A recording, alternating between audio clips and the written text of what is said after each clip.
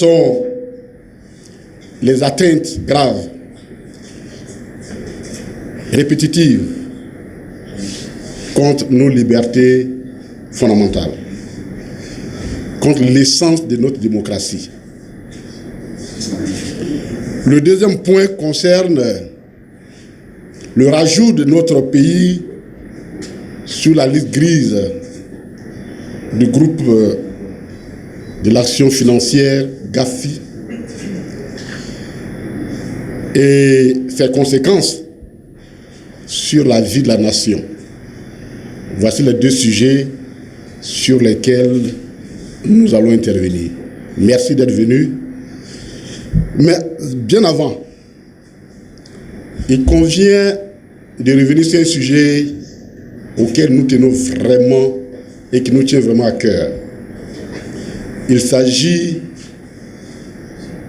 de la propension qu'a le président de la CEI à vouloir défendre l'indéfendable, parfois même en portant des accusations qui sont fondées sur aucun élément. La dernière fois, recevant la presse, il est revenu encore pour dire que lui, il a reçu une liste du ministère de la Justice, qu'il aurait remis la liste aux journalistes. Mais depuis lors, je demande aux journalistes qui ont reçu ce courrier-là, personne ne semble l'avoir reçu. On me dit que c'est dans les mains du président de l'INGCI, qui est le président de l'organe de la presse. Bon, il n'est pas là, j'attends qu'il vienne pour nous montrer ce courrier-là, où il y a la liste des personnes déchues de leurs droits civiques et politiques. Et sur cette liste figurerait le nom du président Laurent Gbagbo. Chers amis, j'ai ici la décision de justice. Elle est là, la voici. Prononcée, même si ça a été en catimini, mais prononcée, en tout cas nous sommes débrouillés pour avoir une copie, par le juge. Je ne vais pas faire la lecture de toute la décision. Une décision de justice se termine toujours par la décision que le juge apprend en matière de condamnation. Et c'est ce que je vais vous lire. Afin que nul n'ignore que de deux choses l'une, soit le président de la CEI ne dit pas la vérité, soit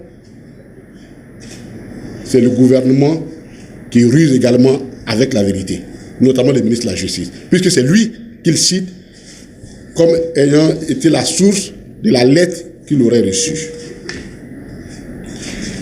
On va faire... bon, c'est vrai que j'ai eu la peine à le lire, parce que quand vous lisez, si vous n'êtes pas assez solide, vous risquez d'avoir une crise cardiaque. Tellement les énormités sont inacceptables dans ces trucs.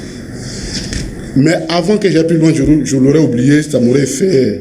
J'aurais la permission de l'Assemblée demander, parce que nous avons été frappés par un deuil brutal qui nous a secoués. Et je crois que c'est la première manifestation politique que nous faisons. L'un des membres, et non les moindres, de notre parti s'est éteint de façon brutale chez lui à la maison. Il s'agit de l'ambassadeur Jojo. Je voudrais, au moment où nous serons la première fois, nous prenons la parole, après son décès, souhaiter que nous puissions lui observer une minute de silence à sa mémoire.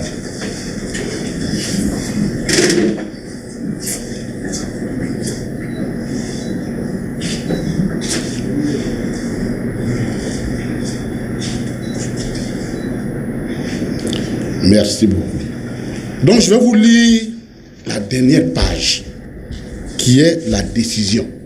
Par ces motifs, statuant publiquement par défaut à l'égard de Gbagbo Laurent et Koné Katina Justin, et contradictoirement à l'égard de Ngbo Ake Gilbert Marie, Dalo Désiré Noël Laurent, T. Beignard, André Marie, Seka Monet Lucien, Keita Yakuba, Oulaye Antoine Crépin, Amou Louessé Edmond, Niplé Seri et Kwadjo Brou en matière correctionnelle et en premier ressort.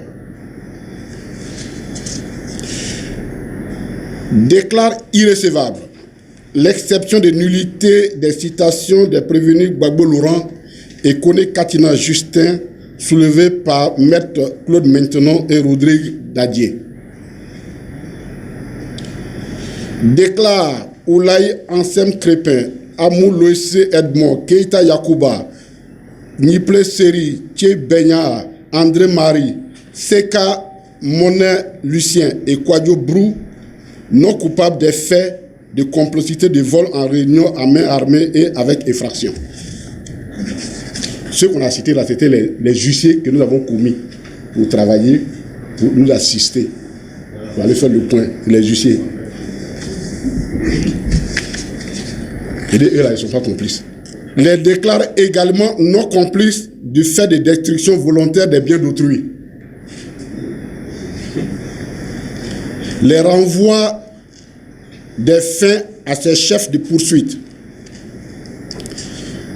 Déclare Koné Katina Justin coupable des faits de vol en réunion à main armée et avec effraction. Chef bandit.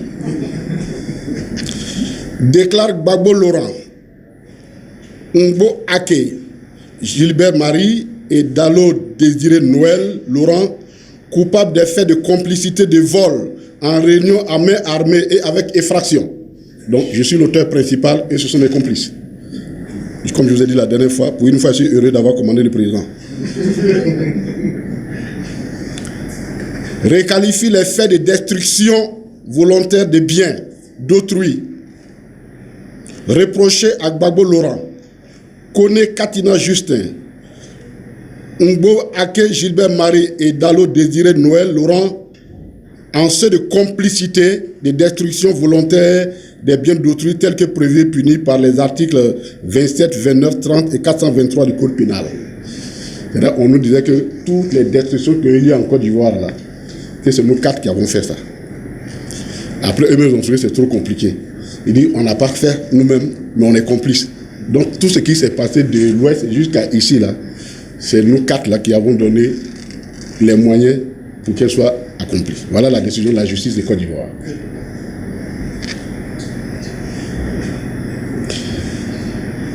Les déclare coupables des faits aussi réqualifiés. Ainsi réqualifiés. Déclare Gbagbo Laurent, Ake Gilbert, Dalo Désiré Laurent et Koné Katina Justin coupables des faits de détournement des deniers publics en répression.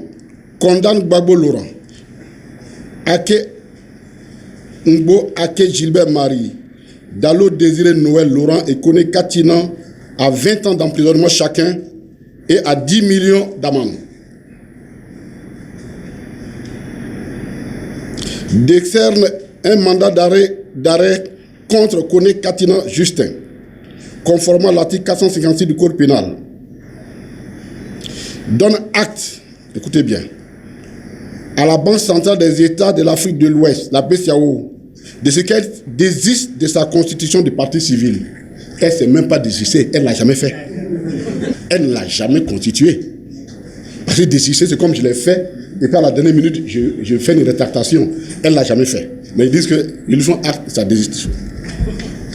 Quelqu'un à qui on a volé et qui dit, moi je me considère parti civil, reçoit les constitutions des partis civils de l'État de Côte d'Ivoire, la BNI, la Société de transport Sotra, la Caisse nationale de CNCE, qui a dit que c'est les rebelles qui ont volé la banque, qui a dit ouvertement dans sa déposition. Mais le juge n'a pas vu ça. Et la Société ivoirienne de la banque d'Irsib. Il dit cependant la Sotra, la CNCE et la Société ivoirienne des banques mal fondées.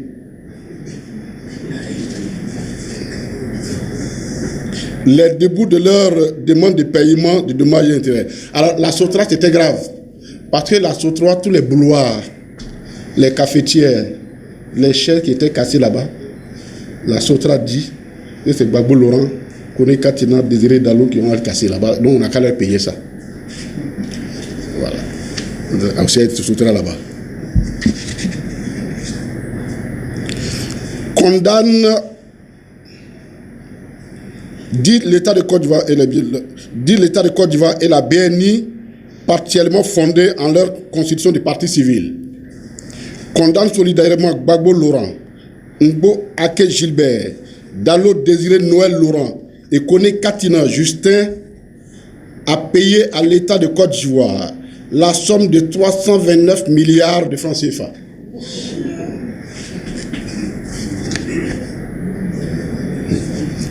Ils sont forts, hein? Les condamne en outre à payer à la BNI la somme de 600 millions de francs CFA. Donc ça fait à peu près 400 milliards. Ainsi fait, jugé et prononcé publiquement les jours, mois et en susdit et ont signé le président et le greffier. Voilà. Les condamne en outre au remboursement des frais liquidés à 358 150 francs et non compris les frais de timbre, d'enregistrement, de communication postale, de signification du président de jugement auxquels ils sont également condamnés.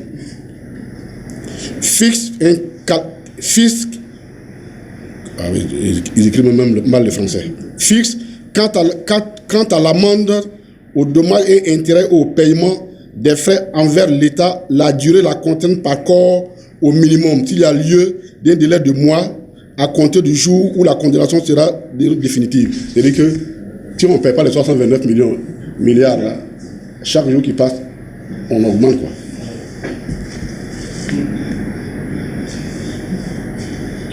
Le tout en application des articles susmentionnés, susvisés, et ceci après, bon, ce sont des articles du code pénal.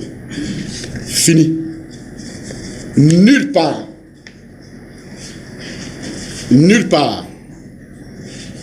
le juge n'a prononcé la déchéance des droits civiques et politiques. Nulle part. Donc, entre le ministère de l'Intérieur, le ministère de la Justice a supposé que les allégations de Cuibert soient vraies, et Cuibert lui-même, il y a quelqu'un qui a un problème avec la vérité. Et ce quelqu'un-là, on va le trouver. On va le trouver. Chers amis, jamais le juge n'a prononcé de déchéance des droits civiques et politiques contre nous. Quand je dis nous, y compris le président Laurent Gbagbo. Donc c'est par simple affabulation qu'une liste sur laquelle son nom figurerait serait virée du ministère. Au demeurant, comme on lui a demandé, à supposer même que cette liste soit vraie, on a demandé à voir quand est-ce qu'elle a été écrite. Parce qu'au terme de l'article 6, on l'a déjà dit, on ne va pas le revenir là-dessus, de l'article 6 de la loi sur du code électoral, c'est clair. L'article 6 dit chaque année, on renouvelle la liste électorale. On la met à jour. Ça suppose que chaque année, les mesures, les dispositions qui sont prises par la CEI pour requérir les informations auprès des administrations se renouvellent. Donc, ça suppose que le président Laurent Gbagbo, ça fait son inscription, a été radié depuis 2020. Ça suppose qu'en 2020, la Cour a écrit. 2021, la CEI a écrit au ministère, la ministère lui a répondu. 2022, il a écrit, le ministère lui a répondu. 2023, quand le président allait s'inscrire et que le représentant du chef de l'État, Sourou Koné, et je l'ai dit haut et fort ici, a pris sur lui la décision, en dehors des assises de la commission centrale, de radier, de refuser, même pas radier, de refuser l'inscription du président, ça suppose que lui aussi, on lui avait envoyé ce courrier-là. Donc ça fait 4 lettres. On attend au moins que Cuibert nous donne les 4 lettres. Au moins, même s'il ne peut pas les publier parce qu'il y a des noms des autres, qu'il nous envoie à nous. Qu'il nous envoie ça à nous. Chers amis, cette affaire-là, on ne la laissera pas tomber. On ne va pas se cacher derrière un écran de fumée pour jouer avec la vie des Ivoiriens. Parce que la question de l'éligibilité du président Laurent Gbagbo et même de ses droits civiques, c'est une question vitale pour la Côte d'Ivoire. Nous avons dit que c'est un point de rupture pour nous. On ne va pas s'amuser avec ça. C'était la mise au point qu'on voulait faire. Chers amis, pourquoi le PPACI tient tant au respect des libertés politiques, publiques et individuelles et collectives en Côte d'Ivoire? Parce que c'est le fruit de notre lutte. Et nous avons lutté contre ceux qui sont au pouvoir en ces temps-là, qui étaient dans les partis uniques. C'est contre eux que nous avons combattu pour arriver à ces résultats. On ne peut pas accepter qu'ils reviennent pour remettre en cause les acquis de cette lutte que nous avons menée. Or, il apparaît de façon constante que le gouvernement, en tout cas le régime RHDP, a une méprise totale vis-à-vis des libertés des Ivoiriens. On ne peut pas se taire là-dessus, chers amis. On ne peut pas se taire là-dessus. C'est fondamental en eux. C'est même consubstantiel à leur gestion. C'est une partie de leur ADN. Voyez-vous,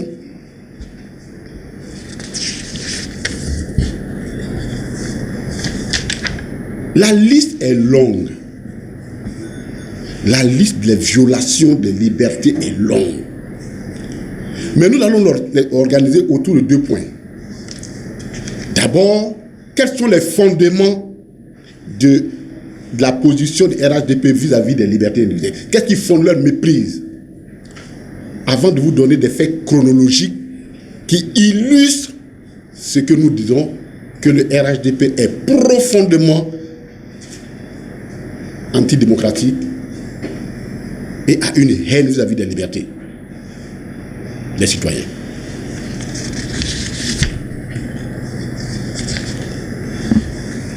Les fondements, c'est le manque de la légitimité.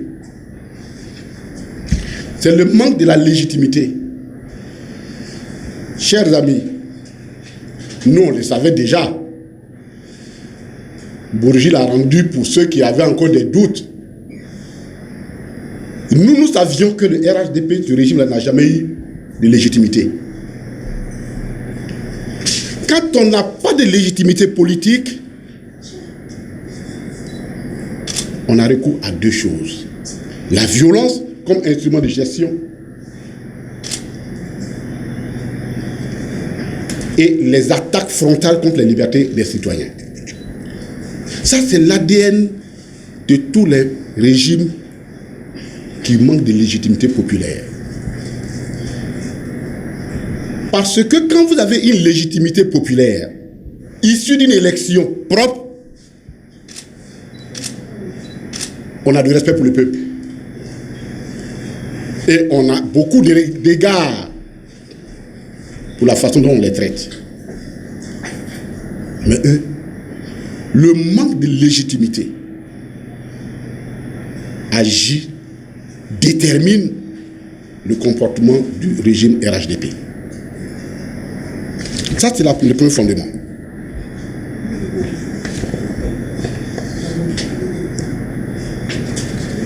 Et évidemment, quand on n'a pas la légitimité, qu'est-ce qu'on fait? On a tendance à subjuguer tous les pouvoirs de l'État et les soumettre à son contrôle. Les vider de leur pouvoir et se mettre à son contrôle. Et l'arme fastidique de ces régimes-là, dans une république où il y a une séparation de pouvoir, c'est l'ordonnance. On légifère par ordonnance. C'est-à-dire, alors que rien ne justifie, l'Assemblée siège, on dirait par ordonnance. Et depuis qu'ils ont pris goût à cela, la première ordonnance qui a été prise, c'est l'ordonnance 2011-007 du 14 avril 2011. C'est-à-dire, le chef de l'État actuel a pris une ordonnance avant même de devenir président. Il a prêté serment le 21 mai 2011.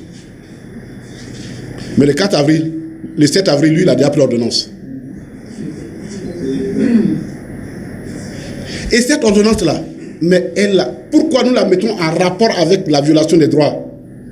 Sur cette base-là, des gens qui étaient admis à des concours, qui avaient même les formations, étaient en train de faire les formations, on les a fait revenir, parce que cette ordonnance disait tout simplement qu'ils ne reconnaissent pas les actes qui ont été posés par le président Laurent Gbagbo, qui était alors président de juré et de facto de la République de Côte d'Ivoire. Ils disent qu'eux ne reconnaissent pas ça. Sur cette base-là, des personnes ont perdu des droits acquis, alors que l'ordonnance est illégale. Elle ne respecte aucune condition de forme. Parce qu'il n'y avait pas d'Assemblée nationale ce jour-là pour leur donner une loi d'habilitation. Or, tu ne peux pas prendre une ordonnance qui suppose que tu interviens dans le domaine de la loi, du législatif, sans une loi d'habilitation de l'Assemblée nationale. Il n'y avait pas d'Assemblée nationale. Donc, sur quelle base le président Ouattara a-t-il pris cette ordonnance? Ordonnance illégale. Et c'est sur cette ordonnance-là que vos juges, là, comme je viens de lire, là, se sont fondés. Pour déclarer les dépenses régulièrement faites pour le compte de l'État comme étant des détournements d'argent.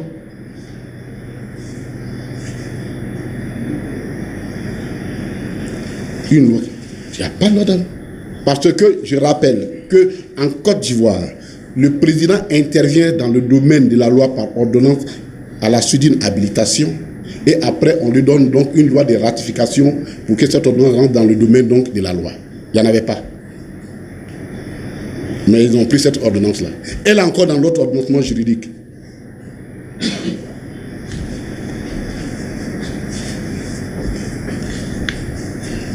Et il ne s'arrête pas là. En 2020, il prend l'ordonnance 2020-356 du 20 avril 2020 pour organiser des élections auxquelles lui il intervient. C'est-à-dire que lui s'assoit seul à la maison et il prend les textes, les règles qu'il faut pour déterminer comment ça doit se faire les élections, des élections dans lesquelles lui il intervient. Ça là, c'est même plus juge et parti. C'est l'omnipotence. Une ordonnance pour déterminer les règles des élections. En 2024, on va prendre quelques-unes. En 2024, en pleine session parlementaire, les députés sont là. Il y a un député qui est là. Il décide de prendre une ordonnance.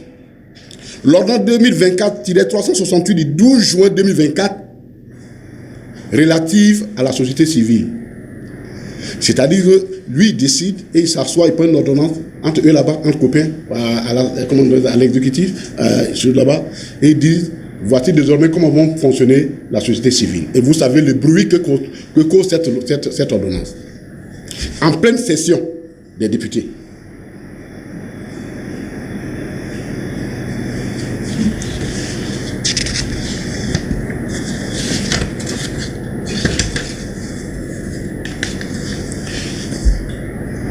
Évidemment, une telle tendance à l'ordonnance n'est possible que parce que, dans la réalité, l'exécutif ivoirien a vidé l'Assemblée nationale de son pouvoir. Puisque, dans la loi des finances, chaque fois il y a un article qui est écrit quelque part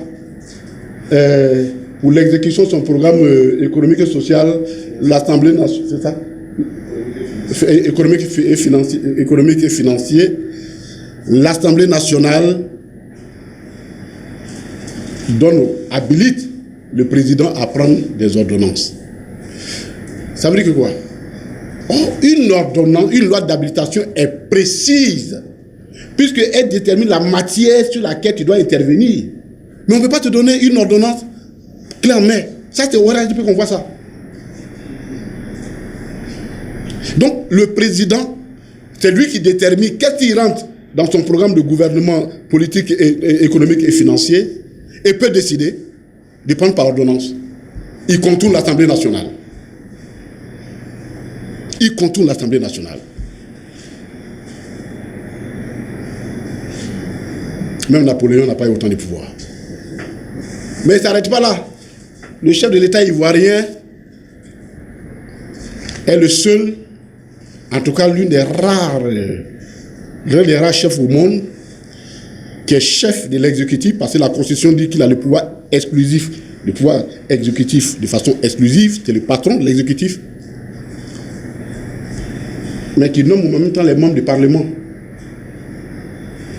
C'est-à-dire que lui, il est président de l'exécutif et il nomme les membres du Sénat, le tiers du Sénat. Ça ne gêne personne. En tout cas, pas eux.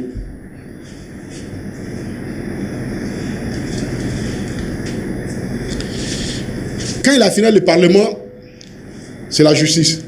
Bon, franchement, avec cette décision qu'on vient de lire là, s'il y a une seule personne qui croit que la justice est indépendante dans ce pays-là, bon, il faudra bien qu'ils viennent nous voir pour nous aider à découvrir ça aussi, parce qu'on a du mal à découvrir. Mais en plus de ça, lorsqu'une décision de justice est prise et que lui n'est pas content, il refuse d'appliquer. Cadre de la Cour africaine des droits de l'homme et des peuples, concernant deux situations, le président Laurent Gbagbo et le premier ministre Soro Guillaume. On lui dit, une cour de justice à laquelle l'État de Côte d'Ivoire est partie prenante, il faut les inscrire sur la liste électorale. Il dit, je ne le fais pas. D'ailleurs, vous me fatiguez, je vous quitte d'ailleurs.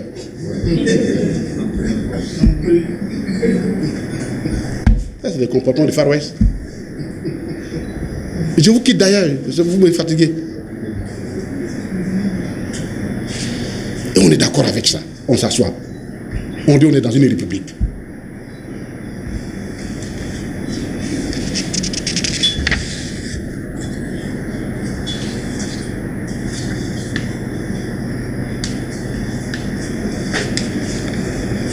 Alors, vous comprenez pour la CPI a pris ses bagages. Parce qu'elle a compris que depuis qu'elle n'a pas été capable de condamner Laurent Gbagbo, leur amitié avec le gouvernement s'est arrêtée. Tu es chez quelqu'un, tu dis, j'ai fait enquête, il ne t'écoute même pas. Tu fais quoi? Tu fermes ta porte, tu t'en vas. Le gouvernement ivoirien refuse de collaborer avec la CPI, il n'y a pas d'autre explication. Il n'avait servi la CPI que pour une seule chose, éliminer un adversaire politique. Comme ça n'a pas marché, bon, on fait quoi?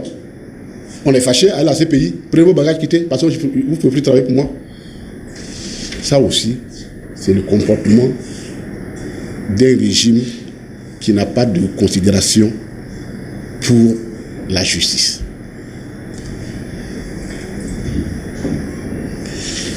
À partir de ça, il y a toute une série de faits que nous avons établis de façon chronologique, dont certains que vous savez. La condamnation des poursuites judiciaires arbitraires, ça on le sait, le président Laurent Gbagbo, tout le monde sait que sa condamnation, c'est pour éviter qu'il soit président de la République.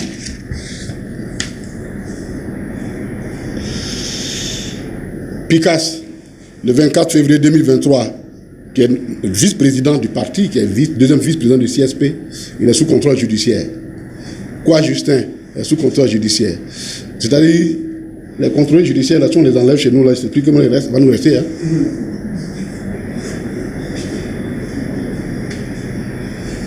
Mais, et puis eux, il n'y a pas de petite infraction chez eux. Ça se termine toujours sous terrorisme et attentat à la sécurité de l'État. Voilà. Il ne faut pas aller là-bas. Quand tu arrives là, c'est ça, on sort. On dit oui, terrorisme ou attentat à la sécurité de l'État.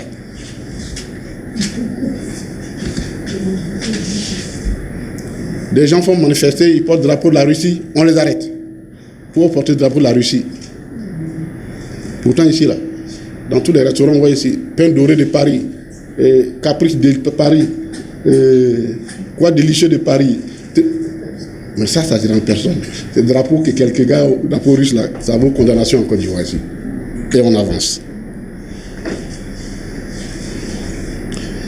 Le 22 août, puis Chéric Balé, qui rentre du Mali, on l'arrête.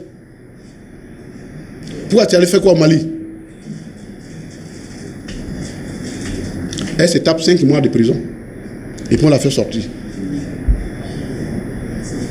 Le vendredi 13, des gens qui disent on a faim, la vie est chère.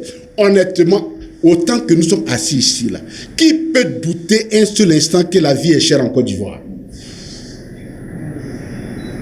S'il y a un qui nous lève la main, après vous me voyez, comme ça peut-être votre fortune, on va la partager un peu. Parce que moi-même qui ai pris 329 milliards, là, la vie est chère pour moi.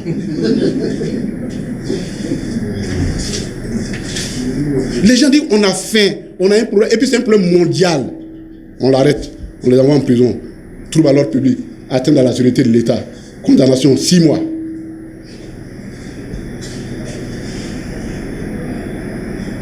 Le 21 août 2024, 2 proches de Soro Guillaume, condamnés à 2 ans de prison ferme. Kandos Mauro et Mamadou Touré.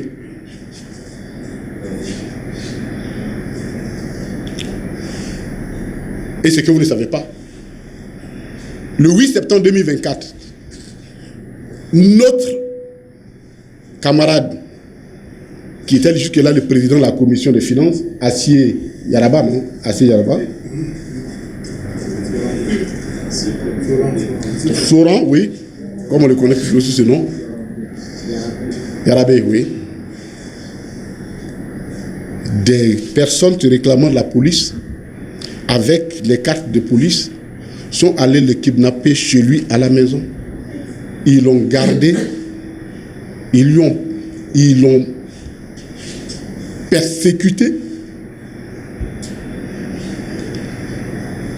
et ils lui ont demandé qu'il n'aura sa vie sauf que s'il leur donne de l'argent.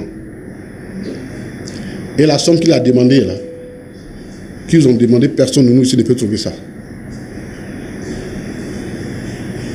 Extorsion de fonds par des forces de l'ordre. En tout cas, des personnes qui se disent fortes de l'ordre. Aujourd'hui, je parle d'autres camarades en exil. Parce qu'il a peur de revenir en Côte d'Ivoire.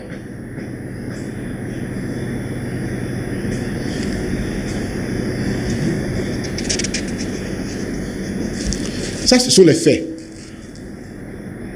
Ce sont les faits. Mais ils ne s'arrêtent pas là. En plus de ça, ils renforcent les dispositifs répressifs, le dispositif pénal et répressif. Révision de l'article 185. Désormais, dans notre pays, quand on dit que la condamnation de Laurent Gbagbo est illégale, on peut t'arrêter pour ça. On dit que tu fais apologie du crime.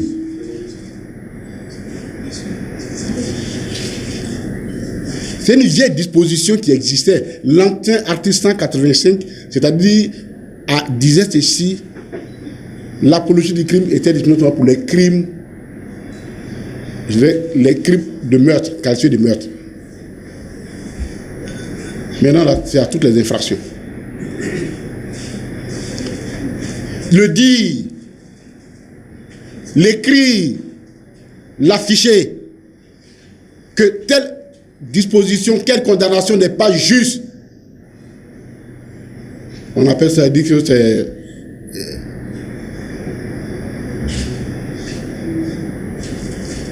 illégal et tu dois aller en prison pour ça. L'article 185 nouveau du code pénal. Face au danger que représente cet article pour notre pays, le groupe parlementaire PPACI a saisi le Conseil constitutionnel de 2 requêtes. La première, pour demander au Conseil constitutionnel de déclarer anticonstitutionnel la nouvelle écriture de l'article 185, parce qu'elle s'attaque aux libertés qui sont protégées à la fois par la Constitution, mais surtout par la Déclaration universelle des droits de l'homme de 1948, à laquelle fait référence dans son préambule notre Constitution. Le Conseil constitutionnel dit non, non, vous êtes arrivé en retard, votre saisine en retard. Vous êtes arrivé, votre saisine, au moment où la loi a été promulguée. Et vous savez comment ils ont fait leur promulgation? Il y a deux chambres. L'Assemblée nationale a siégé et c'est parti au Sénat pour deuxième lecture au niveau du Sénat. Pour la lecture au niveau du Sénat.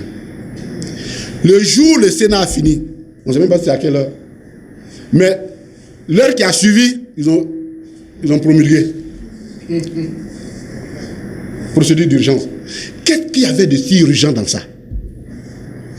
Or, il a écrit que lorsque une loi est de nature à porter atteinte aux droits de l'homme, on laisse un bout de temps avant sa promulgation pour voir ceux qui peuvent, y compris ceux qui veulent contester cette loi, puissent la saisir, contester l'anticonstitutionnalité devant le Conseil constitutionnel. Mais eux, ils ont fait ça à 11h, à 11h30, ils ont promulgué. Le groupe dit, ok, il n'y a pas de problème. C'est le décret de promulgation, on va attaquer. Deuxième saisine du Conseil constitutionnel. Le Conseil constitutionnel, d'ailleurs, bon, votre saisine là, elle est sans objet, puis la loi est déjà promulguée. Mais c'est de quel charabia ça? C'est quel charabia? C'est parce que tu as mal promulgué la loi qu'on dit qu'il faut l'attaquer. Donc, chers amis, aujourd'hui là, le matin quand tu te lèves, il faut avoir ton matelas dans ta voiture parce que tu ne sais jamais où tu vas terminer ta maison. Tu vas rentrer à la maison ou pas. Dire de quelqu'un que telle décision n'est pas bonne, ça peut t'envoyer au tribunal, devant un juge. Article 185.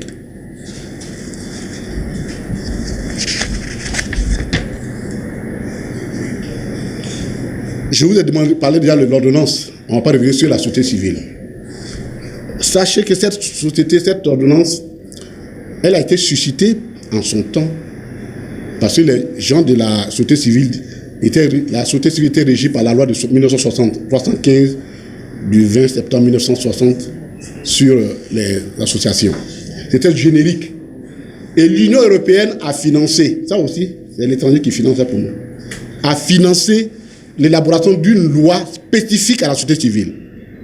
Le gouvernement a associé dans les travaux préparatoires la société civile. Les gens ont fait leurs recommandations.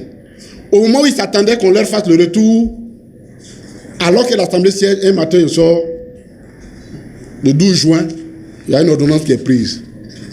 Mais alors avec des dispositions incroyables. La société civile ne doit pas avoir de lien avec les partis politiques. Sans définir ce que c'est que le lien. C'est-à-dire que si moi, ma femme, je suis PPACI, ma femme dirige une ONG, franchement, elle a un lien avec moi, sinon ce n'est pas ma femme. Bon, comment on détermine ce lien? On ne sait pas. Et puis, eux, ils décident qu'ils peuvent dissoudre une ONG en conseil des ministres tranquillement. Il n'y a pas meilleure façon que de choisir la société civile à laquelle eux veulent travailler en Côte d'Ivoire. Il n'y en a pas. Et on s'est rendu compte, parce que quand on est allé au dialogue politique, ce qu'on nous a présenté comme société civile, par exemple, l'ACI de Pulchéry, vous ne la verrez jamais là-bas, il ne l'invite pas. L'OIDH, qui est l'une des organisations les plus performantes, on ne l'invite pas. Ils ont leurs camarades, c'est eux qu'ils invitent. Donc, à partir du moment qu'ils prennent tout le pouvoir pour déterminer qui a un lien avec les partis politiques, qui n'a pas un lien avec les partis politiques, ne soyez pas surpris qu'ils dissolvent toutes les associations qui ne travaillent pas dans leur sens. Nous sommes, chers amis, dans une logique d'homologation de la pensée en Côte d'Ivoire. Voilà l'expression que je cherchais. C'est l'expression qu'il faut retenir. Le RHDP veut homologuer la pensée et l'opinion politique en Côte d'Ivoire. Mais dans une république, dans une démocratie, on n'homologue pas la pensée. La contradiction est l'essence même de la démocratie. Et nous, on ne peut pas accepter au PPACI.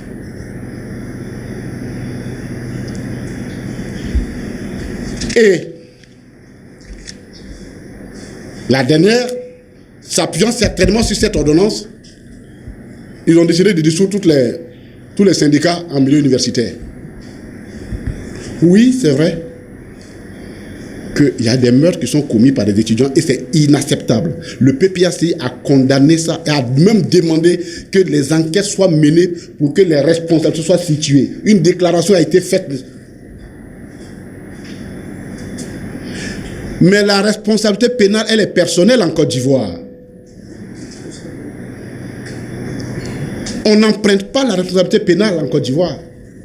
Si vous avez identifié ceux qui ont commis les meurtres, on les sanctionne. Mais pourquoi vouloir élargir ces sanctions-là à toutes les associations? À supposer même que ce fut la CECI, qui effectivement ces temps-ci, on obtient certaines dérives à leur niveau. On le sait et nous condamnons ça. Mais les autres associations, elles ont quoi avec ça? On supprime tout. On dit bon, on suspend tout. On va même jusqu'à casser la maison, la FECI, maison dans laquelle le ministre même de l'éducation aurait contribué même à la construction. Et on vide le campus de milliers d'étudiants sous le prétexte qu'ils étaient illégalement logés. S'il vous plaît, depuis 2019, il n'y a pas eu d'admission officielle d'étudiants dans les campus. Donc, depuis 2019, le gouvernement ivoirien ne sait pas qu'il n'y a pas d'admission.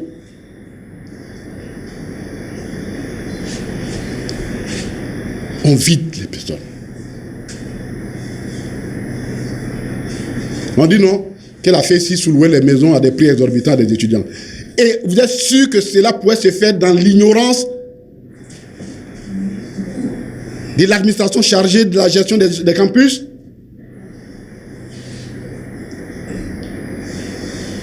Ici, là, c'est ça la complicité née. On chasse les gens. Au PPACI, tout en condamnant tous les actes de violence, l'université ne peut pas être le théâtre de la violence. C'est l'espoir de notre nation. Mais nous suspectons le gouvernement de vouloir vider l'université, l'espace universitaire, de toutes les opinions qui lui sont contraires et de se forger sa propre opinion là-dessus. Processus d'homologation de la pensée jusqu'à l'université. On ne peut pas accepter tout ça. Il y a plein de cas. On s'en va au dialogue politique. On admet sur la base des accords tripartistes que ceux qui viennent d'exil, les fonctionnaires et autres, ils doivent reprendre leur boulot. Ici, je voudrais vraiment saluer. Parfois, à un moment donné, c'est vrai, c'est nos adversaires, mais quand l'un parmi eux fait un bon travail, il faut le lui dire. Il faut le dire. Ça donne du crédit à notre travail, à nos sens. Je voudrais saluer la ministre Anne Oloto. Elle a fait son travail. Parce que c'était les prescriptions des choses. Elle nous a demandé, effectivement, tous ceux qui avaient désiré de prendre leur repris, nous avons travaillé, ils ont repris. Même ceux qui sont venus derrière, quand on a insisté, ils ont repris. Mais qu'est-ce qu'ils ont fait? Ils ont pris soin de vider de sa compétence les fonctionnaires de la police. Donc les fonctionnaires de la police, alors que la mesure les concernait également, ne sont pas concernés par ça. Ici, j'interpelle le ministre général Barondo. C'est lui, il était copilote de dialogue. Je rappelle qu'il ne s'agit pas d'une mendicité. Lorsque vous êtes en exil et qu'à un moment donné, votre pays d'origine estime que les conditions de votre retour sont réunies et demande auprès du pays d'accueil et du HCR votre retour, on signe un accord qu'on appelle l'accord tripartite, dans lequel les trois parties s'engagent, prennent des dispositions pour recevoir et pour disposer de l'avenir des réfugiés quand ils rentrent. La Côte d'Ivoire a signé cet accord tripartite. Et c'est dans cet accord tripartite que la question de la réintégration et un certain nombre de conditions ont été prévues. C'est ce que nous avons demandé qu'on applique. Comment peut-on l'appliquer pour une partie des fonctionnaires et l'appliquer pour les autres? Mon général, il faut que vous allez-y peut-être prendre, voir autour de votre collègue de la fonction publique, comment il a les gérer, parce qu'il y a des fonctionnaires de la police qui sont partis en exil, parce que traqués, qui sont revenus, qui aimeraient pouvoir trouver leur boulot. Ça fait partie de vos engagements dans le cadre des accords tripartistes. Chers amis, je voudrais dire ceci. Un jour, un professeur est rentré dans une classe, professeur de droit, et il voulait enseigner la notion de justice à ses étudiants. Il n'y a pas meilleure façon d'enseigner une notion que par l'empirisme, c'est-à-dire la pratique. Dès qu'il rentre, il voit une jeune fille qui la première fois, le premier cours, il dit, vous, qu'est-ce que vous faites de ma salle? Quittez tout de suite ma salle de classe. La pauvre dame me dit, mais on ne se connaît même pas. Il dit, je ne veux rien entendre, quittez. Évidemment, tout le monde est choqué. Et puis, la fille prend ses bagages et s'en va. Personne ne réagit dans la salle. Ils sont choqués, ils ne réagissent pas. Quand il sort, le professeur pose la question aux étudiants. Vous êtes vraiment fait des études de droit ici? Il dit oui. Il dit, mais c'est quoi la justice? Il se regarde. Il dit, mais est-ce que ce que j'ai fait est juste? Ils disent non. Il dit, mais pourquoi vous n'avez pas réagi? Pourquoi vous n'avez pas réagi? L'injustice prospère là où le peuple, où les hommes démissionnent. Le PPAC ne veut pas démissionner. Les droits fondamentaux sont les fruits de notre lutte. Mais vraiment dans la sueur, dans les prisons, y compris même des gens qui ont fait leur vie. D'ailleurs, même pour se moquer de nous, les FPI là, avant, ils les appelaient Forum des prisonniers internationaux. FPI là, comme ça ils nous appelaient. Forum des prisonniers internationaux. Eux-mêmes nous appelaient comme ça. Et on a accepté tout ça. Pour cette cause-là. On ne va pas la laisser tomber. Chers amis, chers Ivoiriens, il est important que nous fassions de la protection de nos droits notre responsabilité collective. Le PPACI joue son rôle et il va continuer de jouer son rôle. Mais ça doit être l'affaire de tous. Le RHDP ne peut pas continuer de gérer le pays selon ses humeurs. Vous avez écouté la vidéo du ministre de la Construction parlant de Blocos? Est-ce que quelqu'un a écouté ça? Cherchez cette vidéo. Où il dit tout simplement que les villages de Hatchan ne rentrent pas dans le temps d'urbanisme d'Abidjan, qu'ils sont dans les villages, et puis ils produisent, vous voyez, Blocos. Ils sont là, mais et ce village, ils vivent comme au village. Mais c'est leur village. À Kouto, là, on vit comme au village à Kouto. Chez nous, là, on vit comme au village. C'est leur village. Vous ne pouvez pas dire, comme ils ne rentrent pas, vous voulez les chasser.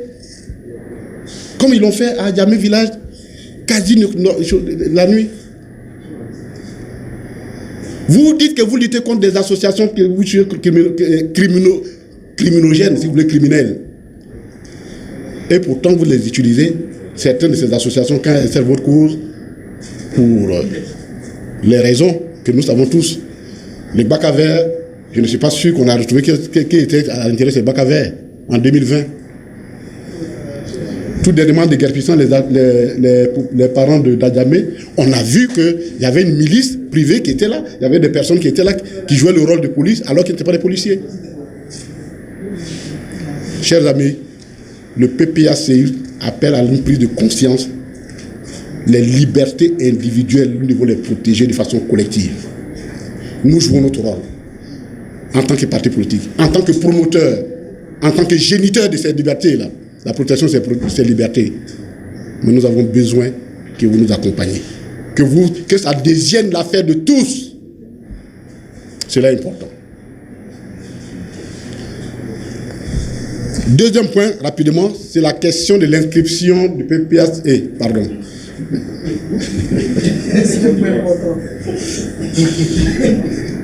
La Côte d'Ivoire sur la liste grise du groupe d'action financière. Chers amis,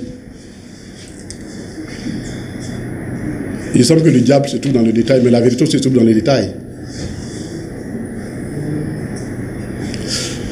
Pour ceux qui ne savent pas, le GAFI a été créé en 1989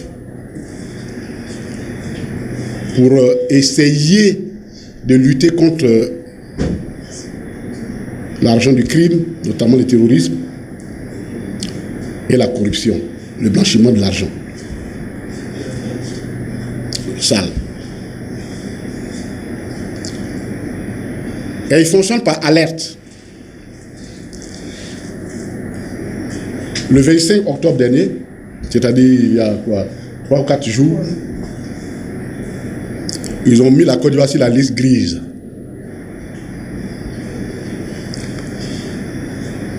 Quand tu mets sur la liste grise, c'est que tu es en route pour la route noire. Parce que tu as quitté la liste blanche, si tu arrives au gris, c'est que tu es en route pour la liste noire.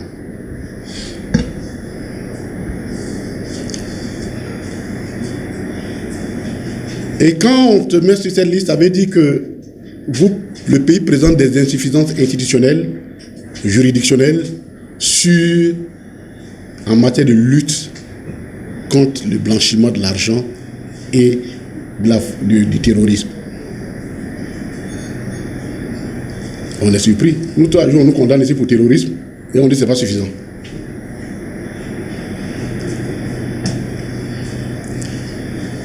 Mais c'est vrai que ce n'est pas une sanction, mais c'est une alerte pour dire que notre pays, la gouvernance financière de notre pays n'est pas propre. N'est pas propre. Et que il y a des risques évidents que dans notre économie, interviennent des flux financiers issus du crime, de la corruption et du terrorisme. Donc, notre pays, flux financiers issus du crime, de la corruption et du terrorisme. Donc, notre pays a rejoint les pays où il y a des problèmes en matière de lutte contre le terrorisme et le blanchiment de l'argent.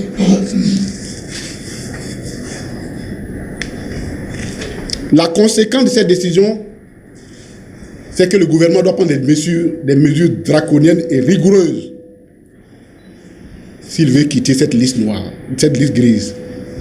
Le Sénégal y était, le Sénégal est sorti. Donc on peut sortir. Mais à quel prix? Ça se peut que nous devons faire des réformes énormes.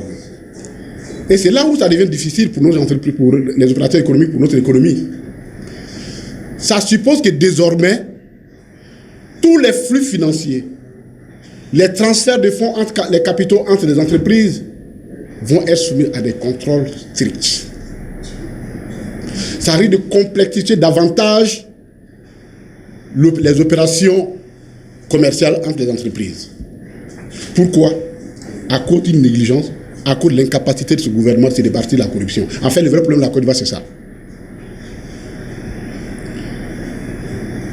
Mais nous, on ne devrait pas être surpris, parce que quand on regarde comment se présente l'économie ivoirienne, on ne peut pas être surpris. Voici une économie qu'on vante tous les jours, et qui ploie sous le poids de la corruption. Ce document vient confirmer, cette liste grise vient confirmer cela. La corruption endémique. Parce que l'argent de la corruption, mais à supposer que j'ai 400 milliards comme on les prête, il faut bien que je les place quelque part. Donc, je ne peux aller que solliciter les réseaux clandestins, les réseaux de flux financiers parallèles. Là où il y a la corruption, il y a toujours les réseaux financiers clandestins. Première cause. Deuxième cause, l'économie de la drogue. Parce que la drogue, là, j'ai écouté le procès d'un des barons de la drogue qui a été arrêté et qui a dit, il dit avant, pour faire passer 1 kg de drogue en Côte d'Ivoire, il fallait payer 10 millions de francs CFA. Corrompre 10 millions par kilogramme. Mais tous les régions de RADP, ils ont diminué le prix. C'est tombé à 5 millions. Donc la Côte d'Ivoire est devenue le carrefour, le passage. Et il leur a dit, tant que vous allez rester dans ça, là, vous allez nous voir en prison, mais ça va continuer. Mais quand il y a l'argent de la drogue, forcément, elle se fait dans les circuits parallèles. Donc, l'économie de la drogue est présente en Côte d'Ivoire. La conséquence, c'est qu'il y a des réseaux parallèles, l'argent du crime.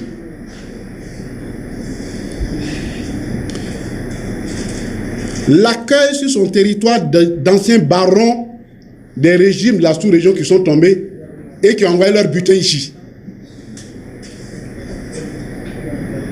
Qui ont envoyé leur butin ici.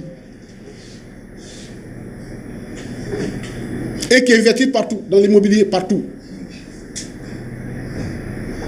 Qui ont pris l'argent à leur peuple, qui ont fui, qui sont venus ici et qui sont protégés ici. Mais vous pensez qu'ils vont mettre cet argent où? Dans les circuits bancaires officiels? Non. Ils vont alimenter les réseaux parallèles. Troisième cause.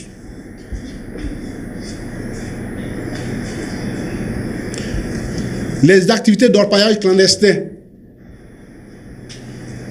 Le président Bédia a dit ça ici, on a prononcé la fatua contre lui. Mais la réalité est là. Toute cette économie souterraine, l'or clandestin, ça va où? Il faut que ça puisse circuler dans des réseaux parallèles.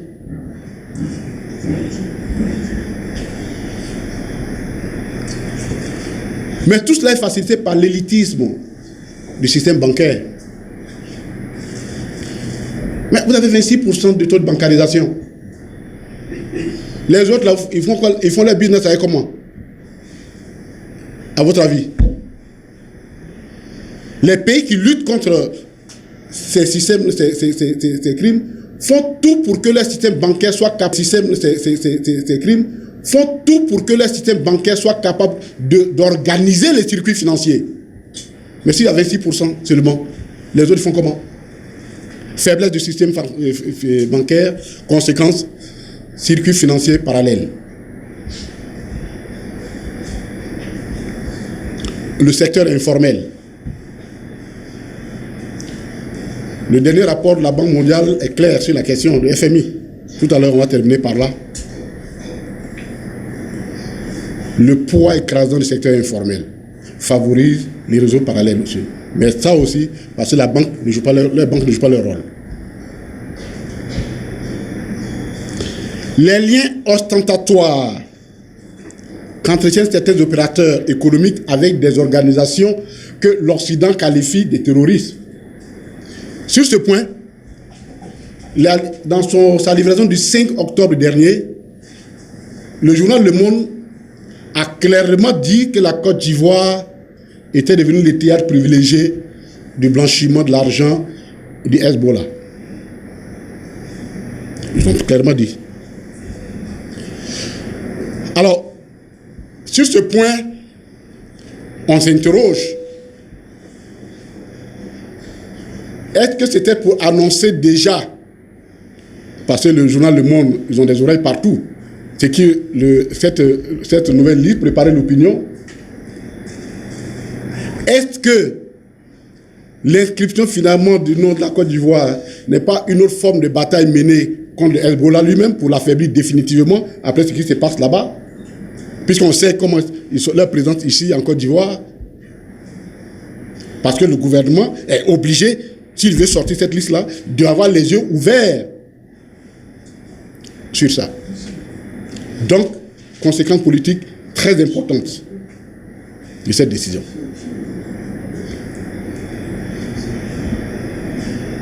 Et enfin, le type d'économie que nous avons.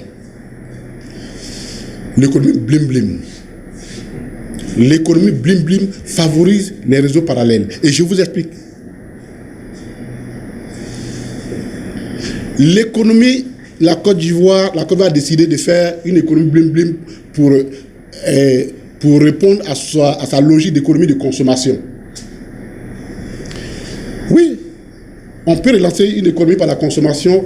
Ça fait partie des instruments pour booster une économie.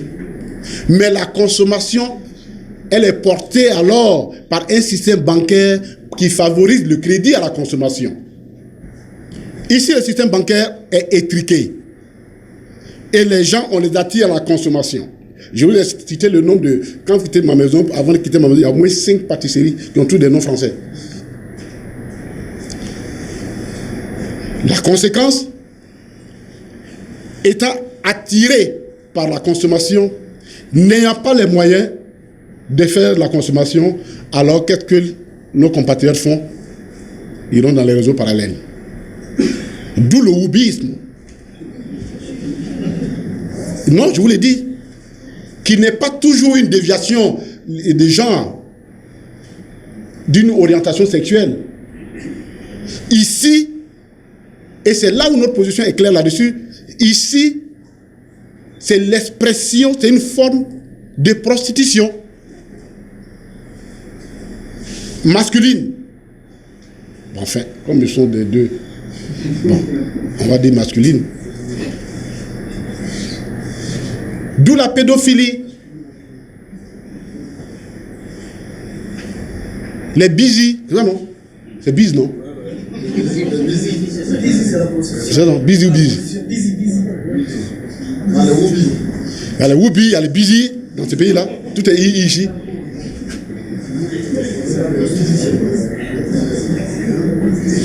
Et qui favorise la pédophilie.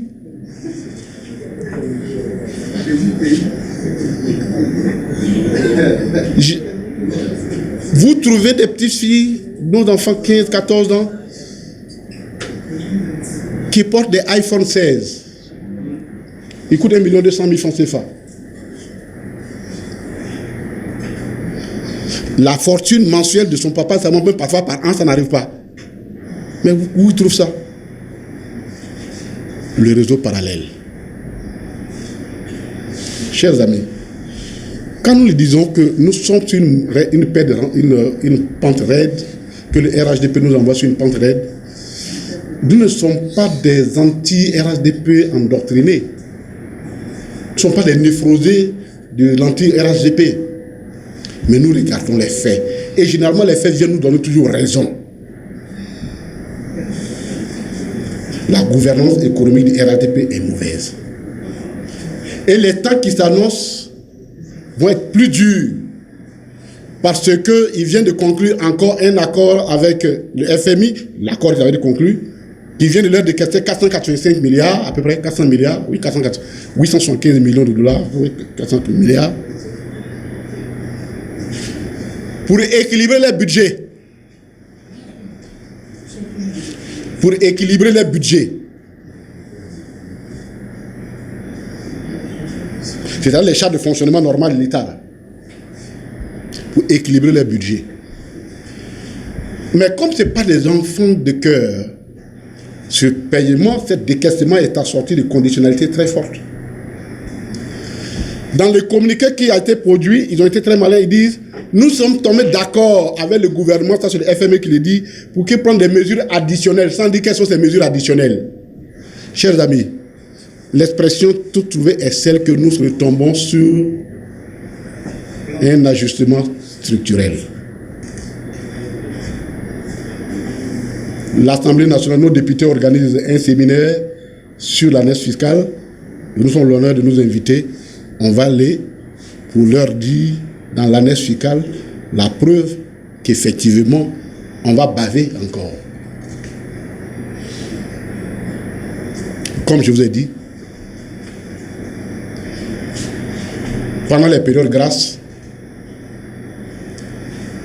ils ont acheté des peignes pour distribuer aux chauves. Ils ont acheté des miroirs pour donner aux aveugles.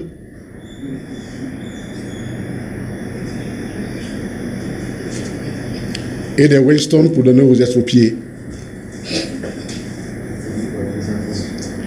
La période sèche arrive. Ils se rendent compte qu'on s'était trompé totalement de priorité.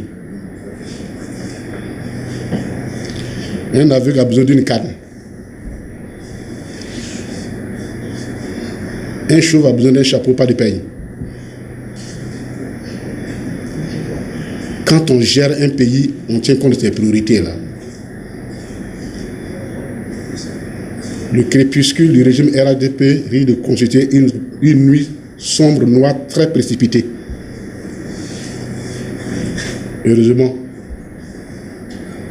que le PPACI offre une solution alternative. C'est pourquoi nous ne jouons pas avec la question de l'inscription du président Laurent Gbagbo sur la liste électorale. Parce que nous avons le devoir d'offrir une alternative à la Côte d'Ivoire. Nous avons l'homme qu'il faut, nous avons les hommes qu'il faut, et nous sommes en train d'élaborer le programme qu'il faut. Ni tissé, et bien bon. Vous savez qu'on ne prend pas le malinqué. Quand il ne peut plus, il faut partir. Et nous allons les aider à partir en 2025. Je vous remercie. Notre ami Zago, est-ce que dire que c'est une question vitale chez nous, c'est pas... Je ne suis pas en train de m'exposer à l'interprétation, vous m'entendez maintenant? À l'interprétation élastique. Mais j'ai dit quelque chose est vital pour moi. C'est-à-dire que si ça ne se passe pas, ça va m'entraîner la mort. Mais en quoi ça dérange quelqu'un? Je dis, je répète, c'est une question vitale. Et il n'y a pas de... Il n'y a même pas à cacher ça. Je vais même être autrement. C'est une question de rupture pour nous. C'est simple que ça. Bon, chacun peut interpréter comme il veut. Mais je dis que la question, c'est une question de rupture pour nous. Pourquoi nous le disons? C'est nous, les militants de PPACI, qui avons demandé au président Laurent Gbagbo d'être candidat. Et puis, on ne peut pas accepter que l'injustice devienne la règle ici. Oui, nous le proclamons, nous le disons. Et nous entendons obtenir la réparation de cette injustice. Donc ça, vraiment, excusez-nous, mais ce n'est pas du tout... je ne sais pas encore qui ça dérange dans cette affaire. En tout cas, pour nous, c'est un point de rupture. Et nous l'assumons.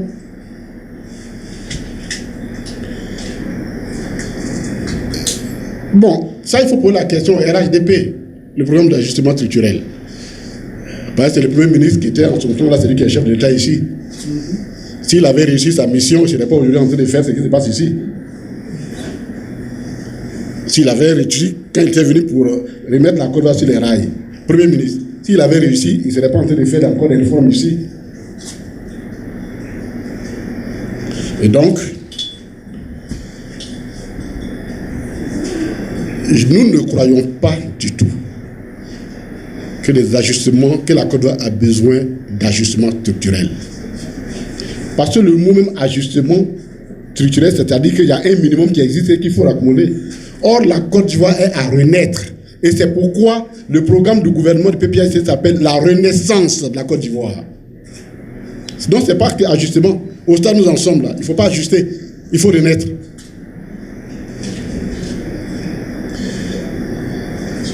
Alors, M. Suleiman, de RTI, c'est ça? Quel est le lien, le rapport entre la décision que je lis et puis les allégations? Non, alors... Dans une intervention à l'Assemblée nationale, le président Cuibert, président de la CEI, a dit ceci, que selon l'article 3 du Code électoral, le président Laurent Gbagbo ne peut pas être inscrit parce qu'il est déchu de ses droits civiques et politiques. Voilà ce qu'il a dit, en visant l'article 3 du Code électoral. Or, nous lui disons qu'il n'y a jamais eu de prononcé de déchéance des droits civiques et politiques du président Laurent Gbagbo. Et que ces déchéances, ce sont des sanctions qu'on appelle ça les peines complémentaires. Elles ne se déduisent pas de toutes les condamnations, parce que ce n'est pas toutes les condamnations qui donnent lieu à ça. Quand elles ont lieu, elles font l'objet d'un énoncé clair dans la décision rendue par le juge, qui en profite, qui détermine en même temps l'ampleur de cette peine et le délai. On peut vous dire, par exemple, en ce qui concerne les deux personnalités de GPS qui ont été sanctionnées, qui ont été condamnées, le juge a pris soin de dire qu'ils sont privés de leurs droits civiques et politiques sur 5 ans. Je viens de vous lire la décision qui est sortie. Vous avez bien vu qu'il n'y a aucune disposition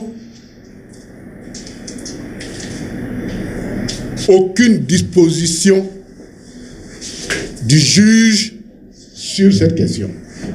C'est pourquoi nous disons que si Cuibert dit qu'il a reçu une lettre effectivement du ministère de la Justice dans laquelle figurait une liste, qui porterait une liste dans laquelle figurerait le nom du président, des deux choses l'une, soit il n'a pas bien lu la liste, ou alors le juge, du moins le ministère de la Justice, s'est totalement trompé parce que la décision, elle est là, elle est dans le domaine public. Voilà un peu ce que je voulais dire.